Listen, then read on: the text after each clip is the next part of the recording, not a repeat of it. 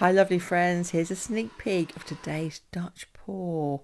Thank you so much to all my subscribers and members, you really help keep this channel going. So today is another Talent Tuesday with my lovely friend Kim from Kim's Art Alchemy. And I've got a green flame Dutch pour for you today. I'm playing with a really simple colour palette. I've got iridescent green, fluorescent yellow, iridescent gold, iridescent silver, and titanium white. So here's the consistency. I've got a really nice fluid consistency. I always keep my Dutch pour on the thin side, and there's the consistency of the yellow. You'll see it a bit closer there. It's quite hard with the camera angle to try and get you to really see where the drip is. So trying to get the angle of the cup. So there it is, so you can see it properly there. So this colour palette I put together, I experimented with on another canvas. I did some time ago, but this one I kept even more simple and wanted to just show you how a really simple colour palette can make it so vibrant, and how when you use the hairdryer you can layer the colours and have some beautiful outcomes.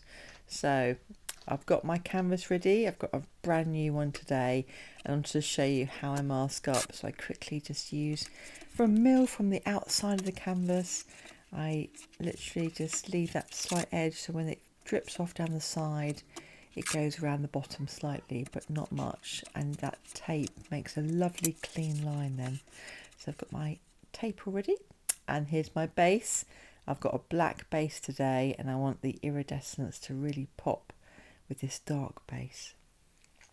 If I was going to have a white base, I would have used some darker colours, but the black base actually takes away the need to have a darker colour on the top. So I'm starting off with my gorgeous fluorescent yellow from Pebeo. All these paints are Pebeo today. I find Pebeo works really well with Amsterdam and quite a few others. It's one of those really versatile paints. So I'm just going with a design that I feel like today, and I'm just having a play with where I place the iridescent yellow, and then I get my green, and this is an iridescent green mixed with a tiny bit of leaf green from Daler Rowney, and this is how versatile it is. It's just so good to mix. I would normally not mix two paints together that I hadn't played with before, but Daler Rowney and Pebeo, well, Pebeo would go with most paints. It's a lovely colour. So that green is the darkest colour that I'll be using today. Here's my iridescent light green. It's actually called green yellow, and it's a beautiful, I call it lime green colour because I use it as a lime if I'm looking for a light green, and it gives any sort of palette a real boost. So if you're ever going to use a green, I really would recommend it if you're trying to get a spring feel. Also, the iridescent yellow is very surprising in how it doesn't dominate. It highlights beautifully, especially with these colours. So there's my silver. That was a homemade silver. It was iridescent silver from Pebeo with a tiny bit of something else in there. It's an older paint from a leftover paint from another painting. And here again is my mix, my green mix. So you can see as I'm layering them on top of each other in different ways. So I'm not doing a straight line. I'm alternating it a little bit, because when you blow out, you have a little bit more control over where the paint goes. And all I know is that I'd like that contrast of the light and dark with a bit of silver in there to enhance the green. And then I add a tiny bit of white right at the end, right through the centre. And what I want to be doing is blowing the paint in to the centre and then blowing out from the white to the outside. Now you can see today I have got a small amount of paint on this canvas.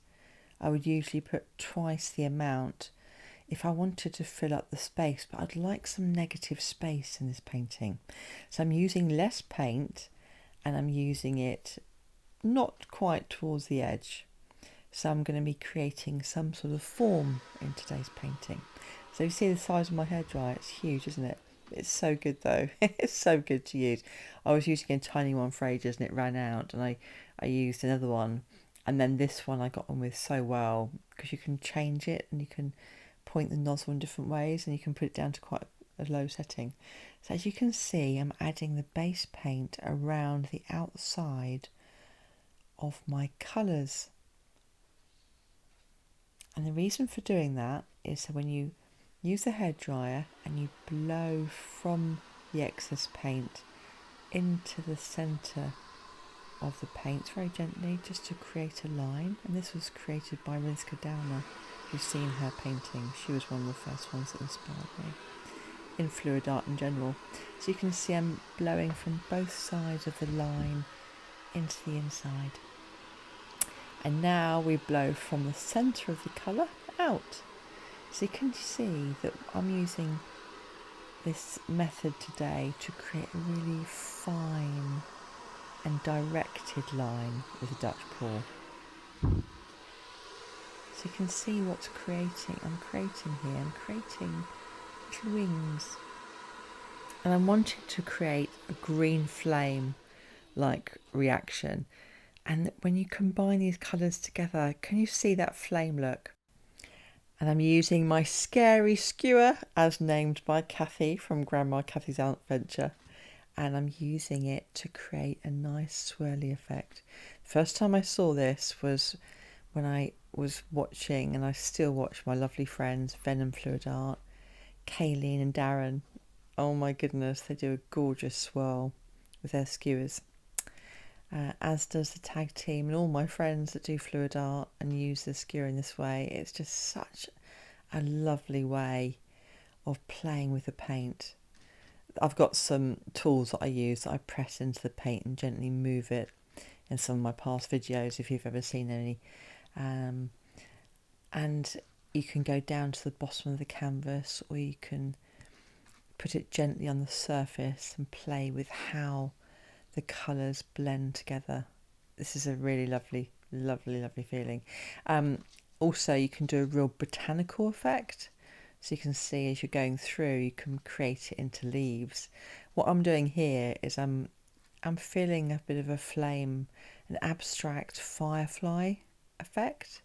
So as I go through, I'm getting that feeling of a flame, and also that feeling of seeing a firefly in the moonlight. I remember seeing one on holiday when I was in Thailand with my husband Steve, and we were walking home after being out in Thailand, and we just saw these amazing fireflies under the moonlight and just had to stop.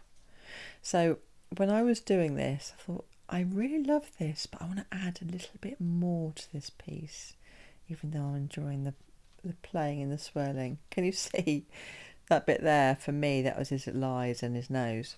And I thought he needs a little bit more.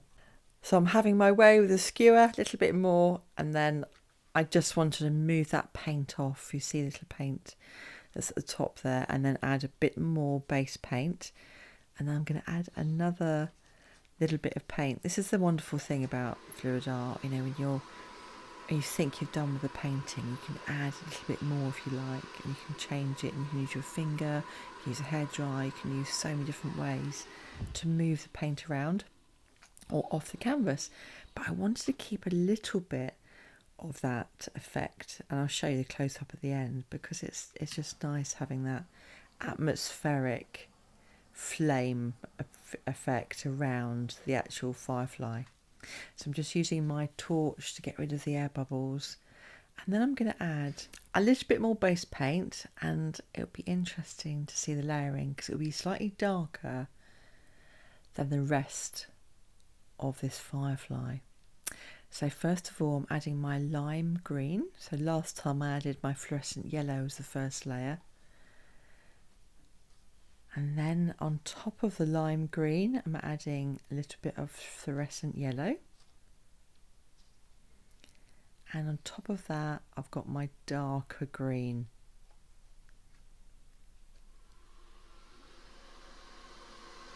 I'm literally blowing out from the centre of the green. Can you see how it's a completely different effect? and different colouring. And so if you didn't want to add any silver, and if you didn't put any other layers, and if you didn't leave the fluorescent yellow or the white on top, that's the effect that you'll have. So I wanted to have a different back to him, if you like. So I'm using my skewer, and for me, that's the body of the firefly. So here he is. What do you think? Is he a boy or is he a girl? Is he cheeky? Is he in flight? What would you call him? What do you think? Did you enjoy this Dutch pour today? I hope you did. So on to Kim now. I can't wait to see what the wonderful Kim and dear friend has made today. Thank you so much for being here, and don't forget, your art is a piece of you. Let me know what you're doing in the comments below, and I hope to see you again soon. Please subscribe if you haven't already. Take care now. Bye.